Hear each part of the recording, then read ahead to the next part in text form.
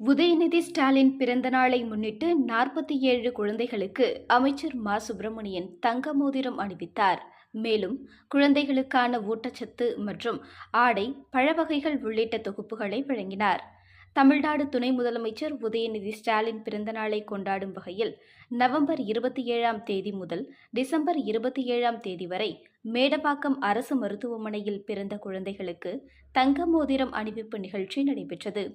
சென்னை தெற்கு மாவட்ட இளைஞர் அணி துணை அமைப்பாளர் ஜே. எழில்பாண்டியன் ஏற்பாட்டில் நடைபெற்ற இந்த நிகழ்ச்சியில் சிறப்பு விருந்தினராக மருத்துவம் மற்றும் மக்கள் நல்வாழ்வுத்துறை அமைச்சர் மா. சுப்பிரமணியன் கலந்து கொண்டு சிறப்புரையாற்றினார். பின்னர் 47 குழந்தைகளின் தாய்மார்களிடம் குழந்தைகளுக்கான தங்க மோதிரம், ஆடைகள், ஊட்டச்சத்து மற்றும் பல வகைகள் நிறைந்த தொகுப்புகளை அமைச்சர் மா. சுப்பிரமணியன் வழங்கினார். மேடையில் பேசிய அமைச்சர் மா. சுப்பிரமணியன், உதயநிதி ஸ்டாலினுக்கு பிறந்தநாள் கொண்டாடுவதை பலர் விமர்சித்து வந்த நிலையில் பொதுமக்களுக்கு நலத்திட்ட உதவிகள் செய்ய எங்களுக்கு ஒரு காரணமாக உதயநிதி பிறந்தநாளை கொண்டாடி வருகிறோம்.